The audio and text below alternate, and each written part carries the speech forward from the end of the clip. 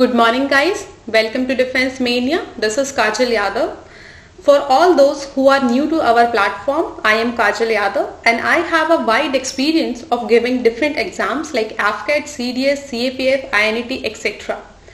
So all those who are new, this is our second video in the 10 video series in which we are covering the most important topics of science which come repeatedly in different exams along with the previous year questions based on them.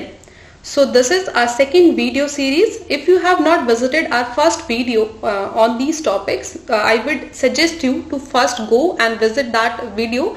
The link will be in the description.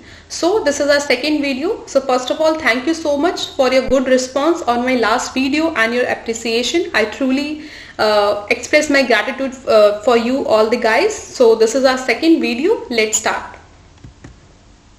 So what is black body? Black body is a perfect black body basically क्या होता है, जो बस सारे के सारे जो white light fall होती है जिस बॉडी के ऊपर और वो सारे के सारे कलर्स को एब्सॉर्ब कर लेती है, उस बॉडी को हम लोग बोलते हैं perfectly black body. So a perfect black body is one that absorbs all the incoming light and does not reflect any. वो बॉडी जो सारे के सारे कलर्स को एब्सॉर्ब कर लेती है और किसी भी कलर को रिफ्लेक्ट नहीं करती वापस से, उसको हम बोलते हैं black body. At room temperature, such an object would appear to be perfectly black, hence the term black body. Room temperature पे वो बॉडी हमें कैसे दिखाई देगी? Black.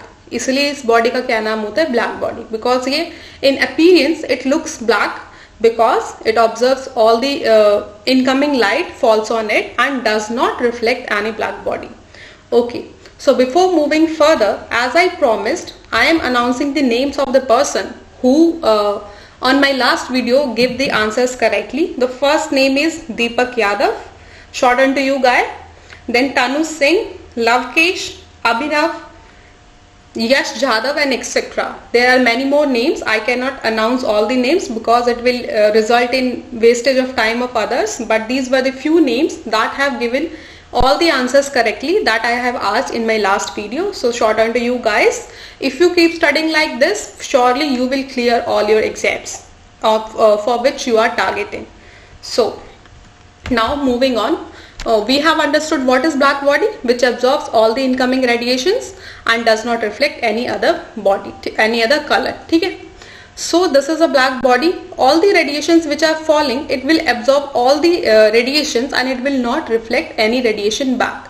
So it will call black body. The appearance will be black in color. वो body हमें कैसी दिखाई देगी? ब्लैक कलर की. ठीक है? सो ये हो गई आपकी ब्लैक बॉडी. अब हम समझते हैं इसके ऊपर क्वेश्चंस जो कि लास्ट एग्जाम्स में आए थे. So the first question was the best colours for a sun umbrella will be. It is asking अगर हमें एक सन के लिए अम्ब्रेला लेना है, not for rain, sun umbrella, तो उसका कलर क्या होना चाहिए?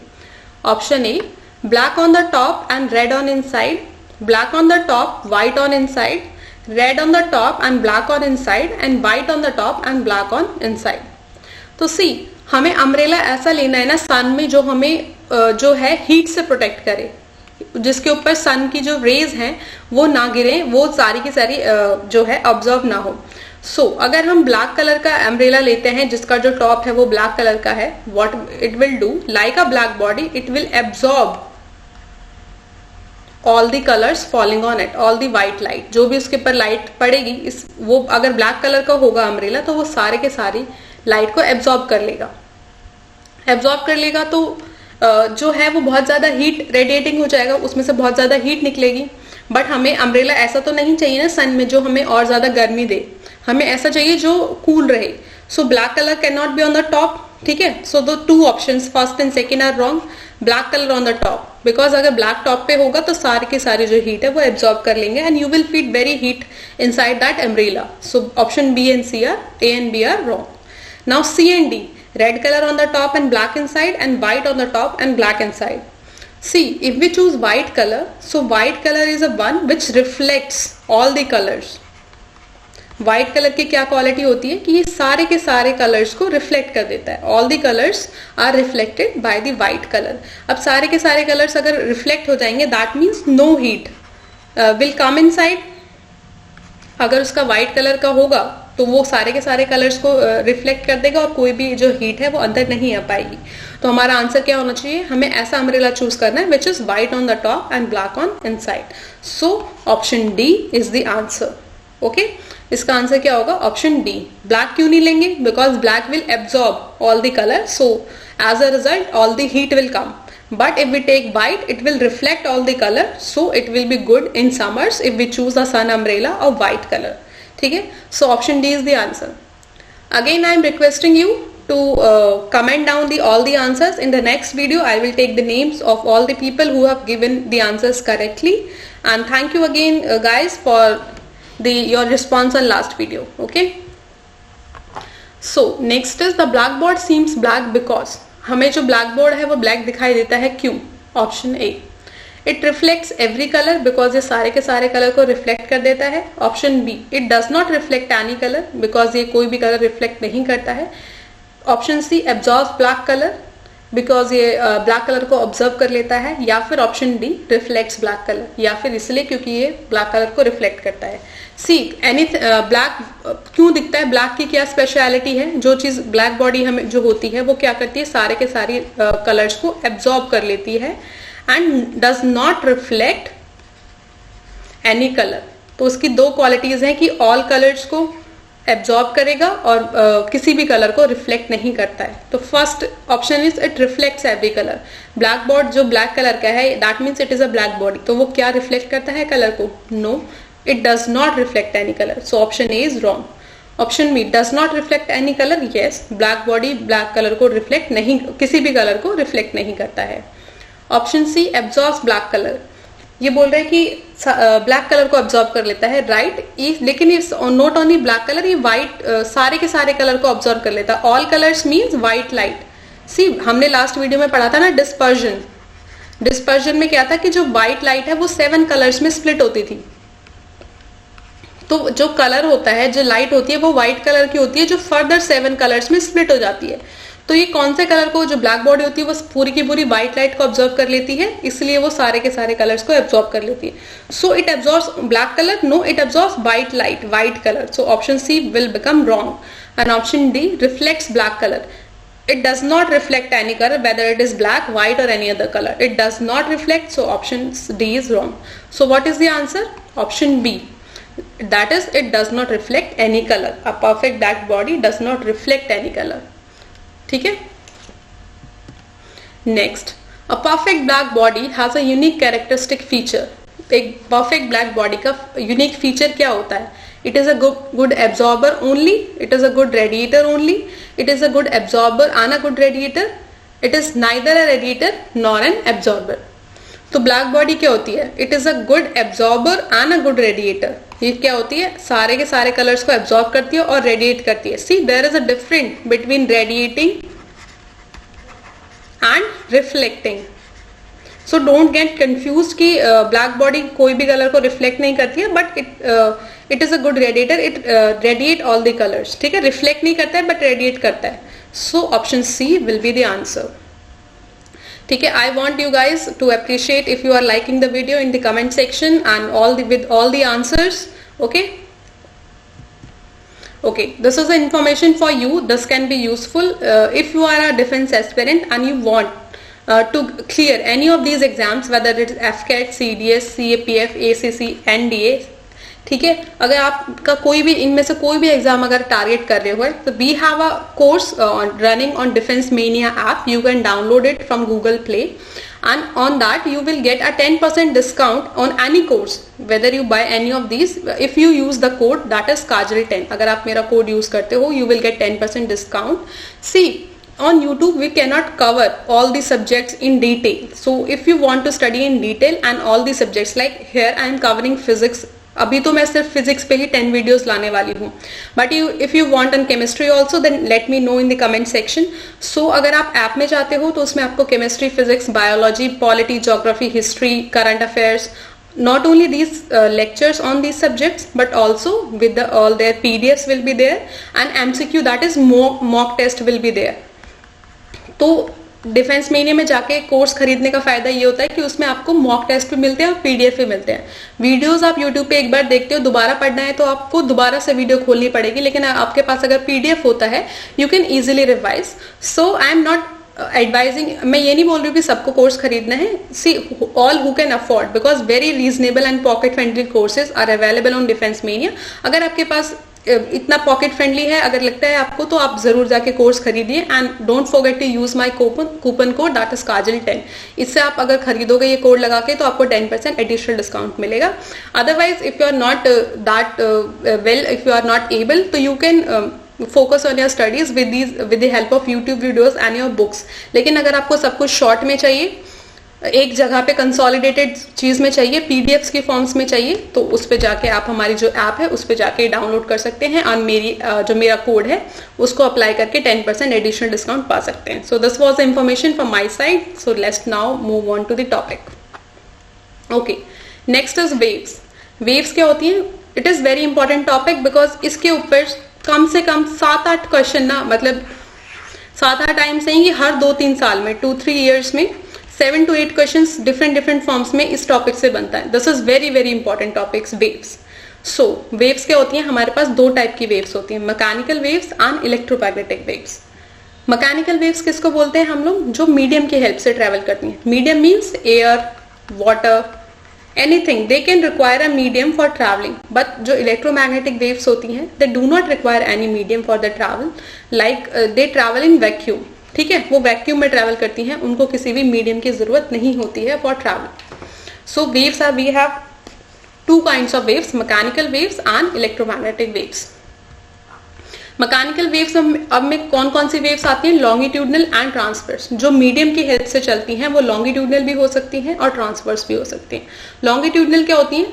जिनका direction of propagation and the medium is same, मतलब अगर इस डायरेक्शन में ये डायरेक्शन है तो जो आपका वेव पार्टिकल होगा वो भी इसी डायरेक्शन में जो है आपका प्रोपगेट करेगा। ये अगर आपकी डायरेक्शन ऑफ वेव है तो पार्टिकल भी इसी डायरेक्शन में जा रहा है, दैट इज लॉन्गिट्यूडनल।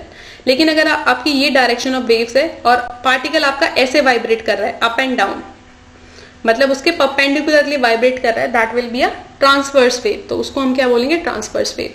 यानी कि लॉन्गिट्यूडनल वेव वो होती है जिसमें direction of propagation is same with the particle. जिस डायरेक्शन में वेव है पार्टिकल भी उसी डायरेक्शन में मूव कर रहा है। लेकिन कुछ वेव्स ऐसी होती हैं कि वेव आपकी इस डायरेक्शन में जा रही है लेकिन जो पार्टिकल है वो वाइब्रेट कैसे कर रहा है? Up and down. तो उसको क्या बोलेंगे हम लोग? Transverse wave. Okay, clear? Longitudinal means parallel and transverse means perpendicular.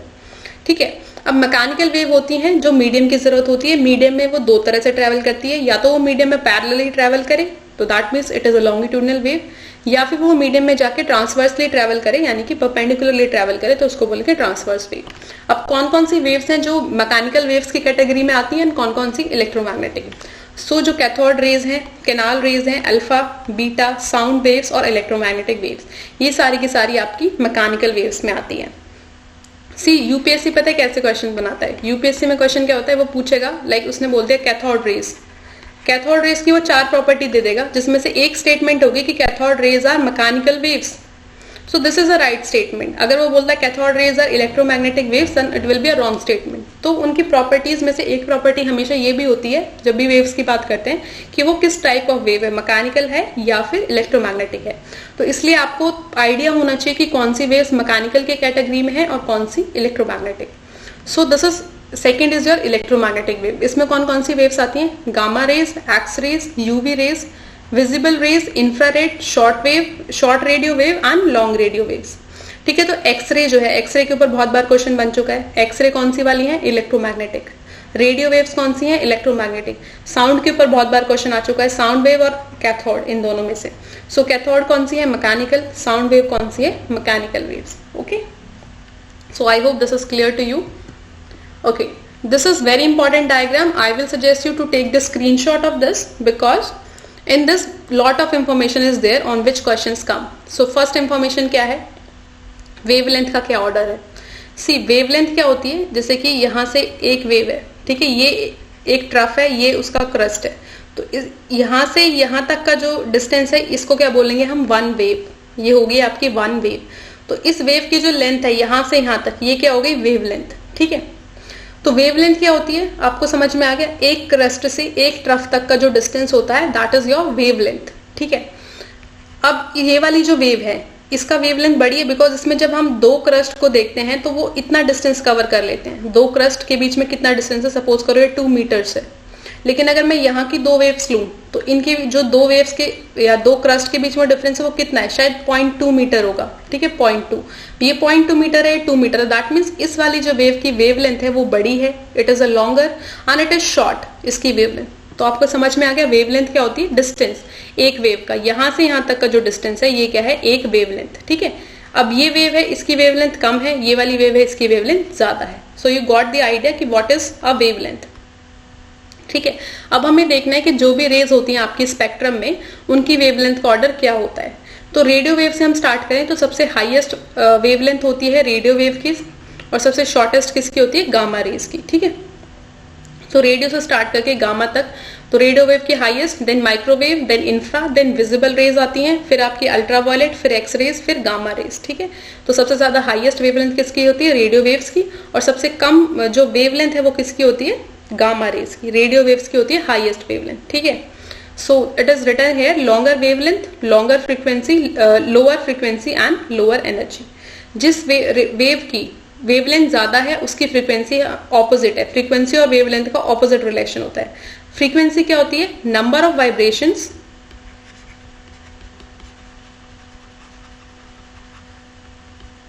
पर सेकेंड, एक सेकेंड में कितनी वाइब्रेशंस पास हो रही हैं एक पॉइंट से, उसको हम बोलेंगे फ्रीक्वेंसी। अब आप देखो यहां पे कितनी वेव्स हैं, इतने डिस्टेंस में कितनी वेव आ पाई, केवल 1.5, 1.5 वेव आई। लेकिन अगर मैं यहाँ पे इतना डिस्टेंस लूँ तो कितनी वेव आ गई, 1 2 3 4 5 6 7 8, मतलब अप्रोक्सीमेटली 10 एंड मोर देन 10। तो फ्रीक्वेंसी किसकी ज्यादा होगी, इसकी, क्योंकि यहाँ पे देखो 10 आ गई, इतने डिस्टेंस में कितनी वेव्स आ गई 10, लेकिन यहाँ पे कितनी आ रही है 1.5। तो इसलिए क्या हो गया, इसकी फ्रीक्वेंसी ज्यादा होगी क्योंकि यहाँ पे ज्यादा नंबर ऑफ वेव्स पास हुई एक सेकेंड में, लेकिन यहाँ पे कम वेव्स पास हो पाई तो इसकी फ्रीक्वेंसी लो है। लेकिन अगर मैं वेवलेंथ पूछूं तो इसकी वेवलेंथ बड़ी है क्योंकि इसमें जो वेव की लेंथ है वो काफी बड़ी है और इसमें वेव्स की जो लेंथ है वो छोटी छोटी वेव्स है, तो फ्रीक्वेंसी कम है। तो इसलिए वेवलेंथ और फ्रीक्वेंसी का जो रिलेशन है वो हमेशा ऑपोजिट होता है। रेडियो वेव्स उनकी हाईएस्ट वेवलेंथ है लेकिन लोएस्ट फ्रीक्वेंसी है, और जिसकी फ्रीक्वेंसी लो उसकी एनर्जी भी लो, क्योंकि कम वेव्स पास हो रही हैं, ऑब्वियसली उनके पास कम एनर्जी है, उनकी सेना में कम लोग हैं, यहाँ पे सिर्फ 1.5 लोगों की सेना है, यहाँ पे 10 लोगों की सेना है, तो obviously they have higher energy, they have higher frequency but shorter wavelength. लेकिन वो सारे लोग छोटे छोटे हैं तो इसलिए वेवलेंथ क्या है, छोटी है। लेकिन यहाँ पे वेवलेंथ हाई है, फ्रीक्वेंसी लो है और एनर्जी भी लो है, ठीक है। तो this was the first concept कि कौन सी वेव्स कहाँ पे आती है। सो रेडियो वेव से स्टार्ट करते हैं, गामा तक जाते हैं। रेडियो वेव की हाईएस्ट होती है वेवलेंथ और गामा की शॉर्टेस्ट। उसमें बीच में आती है आपकी एक विजिबल रे। विजिबल रे में क्या है, स्पेक्ट्रम, दिस इज योर विबगॉर, ठीक है। विबगॉर में क्या है, वॉयलेट, इंडिगो, ब्लू, रेड, यहां से यहां तक। तो अब देखो आप रेड किस साइड आ रहा है, राइट साइड पे आ रहा है, मतलब इसकी वेवलेंथ ज्यादा है। वॉयलेट आपका लेफ्ट साइड पे, यानी कि इसकी वेवलेंथ जो है वो कम है। हम ऐसे बढ़ रहे हैं ना, from right to left, right to left जा रहे हैं, तो राइट में सबसे हाईएस्ट वेवलेंथ है और लेफ्ट में लोएस्ट। तो रेड की वेवलेंथ हाईएस्ट होती है, वॉयलेट की वेवलेंथ लोएस्ट होती है, ठीक है। तो आपको ये भी याद रखना है कि विबगॉर में क्या ऑर्डर होता है, रेड की हाईएस्ट वेवलेंथ होती है और वॉयलेट की लोएस्ट। लेकिन ब्लू कलर सबसे ज्यादा, वॉयलेट कलर सबसे ज्यादा स्कैटर होता है, रेड कलर सबसे कम स्कैटर होता है। लास्ट वीडियो में मैंने गलती से by chance, slip of tongue हो गया था कि मैंने एक बार सिर्फ ये बोल दिया था कि रेड सबसे ज्यादा स्कैटर होता है, but that was, I apologise for that. वो रेड नहीं, वो ब्लू कलर है जो सबसे ज्यादा स्कैटर होता है, जिसके लिए I think if you have seen, मैंने कमेंट सेक्शन में उसका करेक्शन भी डाला है, ठीक है। सो रेड कलर सबसे कम स्कैटर होता है, ब्लू कलर सबसे ज्यादा स्कैटर होता है, लेकिन रेड कलर की वेवलेंथ सबसे ज्यादा हाई होती है और ब्लू की सबसे कम, वॉयलेट की सबसे कम होती है। This was what I was trying to tell you, ठीक है। अब हम देखते हैं इनके यूजेस, सारी की सारी वेव्स के यूजेस क्या हैं। तो लेट अस स्टार्ट। सबसे पहले रेडियो वेव्स। रेडियो वेव्स का क्या यूज होता है, use to broadcast radio and television signals. Television और रेडियो सिग्नल्स में, यानी कि जो भी हमारे टीवीज हैं, ये सब किससे चलते हैं, रेडियो वेव से। रेडियो वेव्स जो है वो आपकी सैटेलाइट में सिग्नल्स जाते हैं और वहां से वापस आते हैं, तब आपको जो है टीवी पे या स्क्रीन पे जो भी पिक्चर्स हैं वो दिखाई देती है। So radio waves are used for radio and television communication, ठीक है। माइक्रोवेव्स, माइक्रोवेव्स सबने देखा है, कुकिंग में यूज होती हैं, रडार में, टेलीफोन में एंड अदर सिग्नल्स में। टेलीफोन में माइक्रोवेव सिग्नल का यूज होता है, कुकिंग में जो माइक्रोवेव्स होते हैं ऑब्वियसली उनमें माइक्रोवेव होती है। Next is your infrared. Infrared का क्या यूज है? Transmits heat from sun fire radiators. जो फायर रेडिएटर्स आपने देखे ऑफिस के बाहर लगे होते हैं हीट को रेडिएट करने के लिए, बाहर निकालने के लिए, उसमें क्या यूज होती है आपकी? इंफ्रारेड। ठीक है। विजिबल लाइट, विजिबल लाइट का तो सिंपल सी बात है, क्या यूज है? Make things visible. जो भी चीजें हमें दिखाई दे रही है वो विजिबल लाइट की वजह से, रिफ्लेक्शन की वजह से दिखाई दे रही है। तो रिफ्लेक्शन में कौन सी लाइट होती है? विजिबल लाइट, जो कि 7 कलर्स में स्प्लिट हो जाती है। Next is your ultraviolet. Ultraviolet का यूज क्या है? It is absorb by skin. पहली बात, ह्यूमन स्किन कौन सी रेज को एब्जॉर्ब कर लेता है? यूवी रेज को, यानी कि ultraviolet. And used in fluorescent tubes. Fluorescent tubes में भी यूज होते हैं। दूसरा like you can see sun glasses. Sun glasses में जो हीट से बचाने के लिए, उसकी इंटेंसिटी को कम करने के लिए, सन की इंटेंसिटी को कम करने के लिए what we use? Ultraviolet films. जो सन ग्लासेस होते हैं उनके पर अल्ट्रावायलेट की फिल्म्स लगा दी जाती हैं। ठीक है। Next is X-rays. एक्सरेज किस लिए यूज होते हैं? एक्सरे कराने के लिए। ऑब्वियसली जब बॉडी पार्ट्स को हमें देखना होता है, कोई भी बोन्स आपकी ब्रेक हुई है या नहीं हुई है, उसके लिए क्या होता है? एक्सरे। बट एक्सरे ज्यादा नहीं कराना चाहिए, बिकॉज रिपीटेडली आपका जो आपकी बॉडी का एक्सपोजर एक्सरेज के लिए हार्मफुल होता है, एक्सरेज से हार्मफुल होता है, बिकॉज ये आपके बोन्स को वीक भी करते हैं। अगर आप बार बार एक्सरे कराओगे तो उसी जगह पे तो वो आपकी जो बोन है वो वीक हो जाएगी और डैमेज हो जाएगी। ठीक है। लेकिन सारे के सारे ऑब्जेक्ट्स को देखने के लिए बॉडी के अंदर हम लोग क्या यूज करते हैं? एक्सरे। बिकॉज एक्सरे पास होती है बॉडी में, जहां पे उसको कोई ऑब्स्ट्रक्शन मिलता है वहां से वो रिफ्लेक्ट होकर वापस आ जाती है। ऑब्स्ट्रक्शन आ गया मतलब बोन है वहां पे, और अगर बोन ब्रेक हो रखी होगी तो वो सीधी निकल जाएगी। That means you can say कि हाँ बोन का ब्रेक हुआ है या नहीं हुआ है। Next is gamma rays. Gamma rays का क्या यूज होता है? Used in medicine for killing cancer cells. Gamma rays को हम ट्रीटमेंट में यूज करते हैं कैंसर सेल्स की और मेडिसिन बनाने के लिए। ठीक है। So you can see the uses of different waves. Now अब आपको ये सारा का सारा स्पेक्ट्रम याद कैसे होगा कि कहां से कहां तक स्टार्ट हो रहा है? तो देखो उसके लिए मैंने, ये मेरी शॉर्ट फॉर्म है, I am not saying it is very pro, it is not a pro short form, but ये मेरा है कि मैंने ऐसे याद किया हुआ है। That is Ram invisible ultra X gamma. Ram is invisible ultra X gamma का क्या मतलब है? राम में जो रा है that stand for radio wave, M for microwave, in for infrared, visible is your visible rays, ultra is for ultraviolet, sorry, X for X rays and gamma for gamma rays. ठीक है। तो radio Ram invisible ultra X gamma ये मेरी short form है। अगर आपको अच्छी लगे तो आप भी इसी शॉर्ट फॉर्म से याद कर सकते हैं, अदरवाइज आपको अगर वैसे याद हो जाता है तो ठीक है। तो अब स्पेक्ट्रम में मैंने क्या बताया था कि रेडियो वेव से स्टार्ट होकर हम गामा तक जाते हैं। रेडियो वेव्स की क्या होती है? हाईएस्ट वेवलेंथ, वेवलेंथ को हम लैम्डा से डिनोट करते हैं, एंड गामा की शॉर्टेस्ट वेवलेंथ। ठीक है।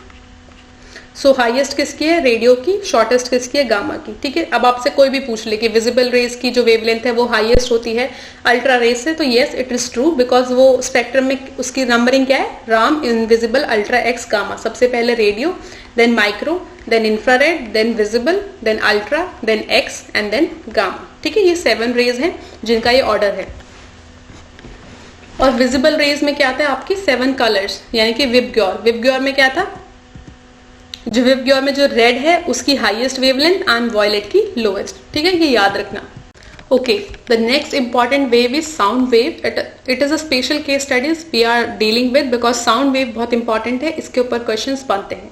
सो what is sound waves? These are longitudinal mechanical waves. See, mechanical waves are those which require medium for the travel. M for mechanical, M for medium. आप याद रख सकते हो जो मैकेनिकल होंगी उनको मीडियम की जरूरत होती है ट्रैवलिंग के लिए। So M for mechanical, M for medium. और साउंड वेव्स कौन सी मैकेनिकल वेव्स है? Longitudinal. That means they travel parallelly, parallel to the direction of propagation. मतलब कि अगर इस डायरेक्शन में आपकी वेव जा रही है तो जो पार्टिकल्स हैं वो भी इसी डायरेक्शन में जो है आपके वाइब्रेट करते हैं। So sound waves are longitudinal mechanical waves. Next is your frequency. Frequency क्या होती है? जो ऑडिबल वेव्स, यानी कि जो हमें सुनाई देती हैं, जो human ears can understand and here the sound waves, उनकी रेंज क्या होती है? 20 हर्ट्ज टू 20,000 हर्ट्ज। 20 हर्ट्ज से जो 20,000 हर्ट्ज में लाई करते हैं उनको हम लोग बोलते हैं ऑडिबल वेव्स। ठीक है। Less than 20 hertz is called infrasonic waves, and जिसकी फ्रीक्वेंसी 20,000 से ज्यादा होती है उसको बोलते हैं हम लोग अल्ट्रासोनिक साउंड वेव। ठीक है। तो जो साउंड वेव जिसकी फ्रीक्वेंसी 20 हर्ट्ज से कम होती है दैट इज इंफ्रासोनिक, जिसकी 20,000 हर्ट्ज से ज्यादा होती है दैट इज अल्ट्रासोनिक। ठीक है। अब यूपीएससी कैसे क्वेश्चन बनाता है? ओके, फर्स्ट स्टेटमेंट दे दी, sound wave is a electromagnetic wave, तो this is a wrong statement. It is not electromagnetic, it is a mechanical wave. The audible range is 20 to 20,000. ठीक है, लेकिन हर्ट्स नहीं लगाया, तो दैट विल बी रॉन्ग. तो ऐसे करके 3-4 स्टेटमेंट्स बनाता है and then options he will give you options. That is why the properties of these waves are important. तो साउंड वेव की प्रॉपर्टीज याद रखना was very important. That is why I have included. So what are its properties? Sound waves are mechanical waves which travels longitudinally. They have a frequency range of 20 hertz to 20,000 hertz. Less than 20 hertz are called infrasonic and more than 20,000 hertz are called ultrasonic. Okay. Now previous year questions based on sound waves are or waves. So the electromagnetic waves which are used for satellite communication. Satellite communication के लिए कौन सी waves जो हैं वो use होती हैं? ठीक है. So first is infrared, option B ultraviolet radiations, option C radio waves and option D visible lights. इन चारों में से कौन सी जो लाइट या रेज हैं जो सैटेलाइट कम्युनिकेशन में काम आती है? आई हैव टोल्ड यू कि रेडियो वेव्स जो हमने डायग्राम देखा था उसमें क्या था, रेडियो वेव्स टीवी और रेडियो के लिए यूज हो रही थी. टीवी और रेडियो सिग्नल्स में क्या होता है कि जो टीवी के सिग्नल्स हैं वो पहले सैटेलाइट के पास जाते हैं, then they come back to your TV. ठीक है, तो सैटेलाइट कम्युनिकेशन में कौन सी वेव यूज होती है? Radio waves. ठीक है, so option C will be the answer, क्योंकि टीवी और रेडियो सिग्नल्स में क्या होता है, रेडियो सिग्नल यूज होता है. दैट इज, तो सैटेलाइट कम्युनिकेशन का आंसर क्या हो जाएगा? Radio waves. ठीक है. Next is which one of the following types of radiation has the shortest wavelength?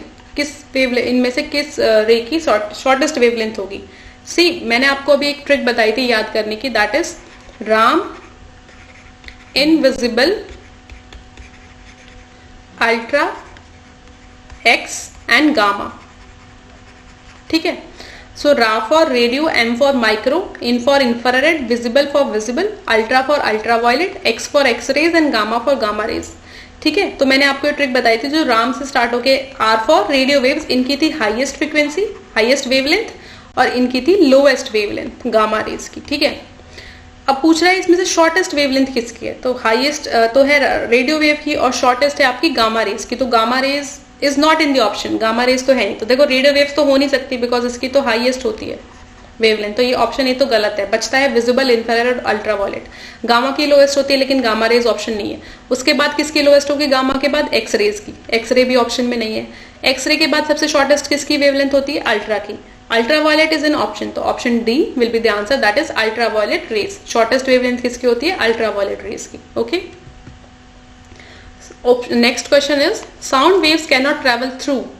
Option A copper wire placed in air, option B silver slab placed in air, option C glass prism placed in water and option D wooden hollow pipe placed in vacuum. तो sound waves मैंने बताया था कौन सी waves हैं? Mechanical waves. M for mechanical, M for medium, that means sound waves requires medium for the travel. अब medium चाहिए होता है तो इसमें पूछा कैन नॉट ट्रैवल, किसके थ्रू ट्रैवल नहीं कर सकती. इनको ट्रैवल करने के लिए मीडियम चाहिए होता है लेकिन पूछ कह रहा है कि can not travel. So option is copper wire placed in air, option B silver slab placed in air, option D glass prism placed in water and option D wooden hollow pipe placed in vacuum. ठीक है. अब आपका focus कहाँ होना चाहिए? बच्चे क्या करते हैं, क्वेश्चन आ गया यूपीएससी ने दिया, पीपल गेट कंफ्यूज्ड कि यार कॉपर वायर, सिल्वर स्लैब, हमें तो इन सब का पता ही नहीं कि किस में से ट्रैवल करेगी या नहीं. आपका फोकस इस पे नहीं, ये सिर्फ आपको डराने के लिए देता है यूपीएससी. आपका फोकस होना चाहिए यहाँ पे, in air, in air, in water, in vacuum. Sound wave है मैकेनिकल वेव, इसको चाहिए होता है प्रोपगेशन के लिए मीडियम. तो एयर एक मीडियम है, इसमें से ट्रैवल कर लेगी. एयर अगेन मीडियम में ट्रैवल कर लेगी. वाटर मीडियम में ट्रैवल कर लेगी. Vacuum is not a medium, इसमें से ट्रैवल नहीं कर पाएगी. क्वेश्चन क्या पूछा है? Can not travel through. तो साउंड वेव किस में से ट्रैवल नहीं कर सकती? वैक्यूम में से ट्रैवल नहीं कर सकती. तो option D will be the right answer. ये किस में से ट्रैवल नहीं कर पाएगी? Wooden hollow pipe placed in vacuum. तो आपको डरना नहीं है क्वेश्चन को देख के, जस्ट फोकस करो कि उसमें कहीं ना कहीं आपका जो कीवर्ड होगा वो छुपा होगा. तो ये कीवर्ड्स हैं इसमें, एयर, एयर, वाटर और वैक्यूम. तो option D is the answer. Next is the most familiar form of radiant energy in sunlight that causes tanning and sunburning of human skin. जो रेडिएंट एनर्जी सनलाइट से होती है जो कि आपकी tanning और सन बर्न करती है स्किन का, वो कौन सी होती है? I think girls, all the girls know this. फिर टैनिंग आपकी कौन सी रेस की वजह से होती है? UV rays, ultraviolet. Option A, because आप सब सनस्क्रीन खरीदते हो तो उसमें देखते हो ना एसपीएफ कितना है उसका, जो यूवी रेस से आपको प्रोटेक्ट कर पाए. ठीक है. ठीक है, तो इसका option A will be the answer. Again next video में हम उसका नाम अनाउंस करेंगे जिसने सबसे ज्यादा सारे करेक्ट आंसर दिए होंगे। तो I want all of you to write all the answers in the comment section. Okay okay, next is which one of the following colours has the highest wavelength. किस colour की highest wavelength होती है? तो मैंने बताया था visible में क्या था, विबग्योर। विबग्योर में रेड की हाईएस्ट थी और वॉयलेट की लोएस्ट थी वेवलेंथ। ठीक है, इसने क्या पूछा है, हाईएस्ट वेवलेंथ। हाईएस्ट किसकी होगी, violet, green, yellow, red. Option D, red की हाईएस्ट वेवलेंथ होती है, लीस्ट स्कैटर होता है। ठीक है, ओके, सो या next question is which one of the following statement is not correct. इनमें से कौन सी स्टेटमेंट है जो करेक्ट नहीं है? Option A, sound waves in gases are longitudinal in nature. Sound waves longitudinal होती हैं नेचर में, yes. Sound waves have a frequency below 20 hertz are known as ultrasonic. जिनकी फ्रीक्वेंसी 20 हर्ट्ज से कम होती है वो अल्ट्रासोनिक होती है, no, they are called infrasonic. So statement B is wrong. C is sound waves having higher amplitudes are louder, yes. जो भी वेव्स जिसका एम्पलीट्यूड हाई होता है वो लाउडनेस होती है। सी, जिसका एम्पलीट्यूड हाई है that will reflect loudness, and जिसकी फ्रीक्वेंसी हाई, फ्रीक्वेंसी या फिर बोलो पिच हाई है, पिच भी एक चीज होती है, उसकी that will reflect the intensity. Intensity किससे होती है, पिच से और फ्रीक्वेंसी से, और एम्पलीट्यूड हाई होता है that means loudness. So option C is correct. Loudness अगर ज्यादा एम्पलीट्यूड होगा तो वो ज्यादा लाउड होगी। Option D, sound waves with high audible frequencies are sharp. जिनकी फ्रीक्वेंसी हाई होती है उनको शार्प होती है, यस। जिसकी फ्रीक्वेंसी हाई है उनकी इंटेंसिटी हाई है, इंटेंसिटी हाई है दैट मीन्स वो शार्प साउंड्स है। तो इसमें से क्वेश्चन क्या था, which of the following statement is not correct. इनमें से गलत स्टेटमेंट कौन सी थी? ऑप्शन बी, 20 हर्ट्ज से लेस जो होती है उसको हम लोग बोलते हैं इंफ्रासोनिक, ना कि ultrasonic. Okay, so option B is the answer. Okay, so guys, that was it from my side for this video. These were the important topics that have come in exams repeatedly. Now my request to you is, first thing is comment down the answers.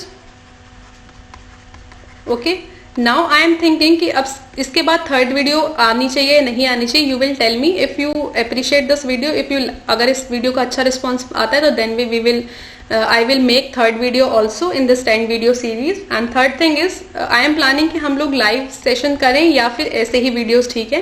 तो if you want live classes then you can comment down below. Okay, and most important thing is कि सारे के सारे आप जो हमारे courses हैं full course, because यहाँ पे मैं सिर्फ साइंस कवर करा पा रही हूँ, बाकी के सारे कोर्सेज आपके डिफेंस मेनिया ऐप पे अवेलेबल है। उसको आप गूगल प्ले से डाउनलोड कर सकते हो, and you can use my code always, that is काजल10, जिससे अगर आपको एडिशनल 10% डिस्काउंट चाहिए तो आप ये यूज कर सकते हो, because it will bring down the cost of the course to 90%. So that was it from my side. अगर आपको नेक्स्ट वीडियो चाहिए, अगर इस वीडियो पे अच्छा रिस्पॉन्स आता है, I will surely make the third video for you. This will be very helpful in your exams, whether you are targeting AFCAT, CDS, CAPF और any other exam. So thank you. जय हिंद. अपना फर्ज निभा के चले, कभी बुझी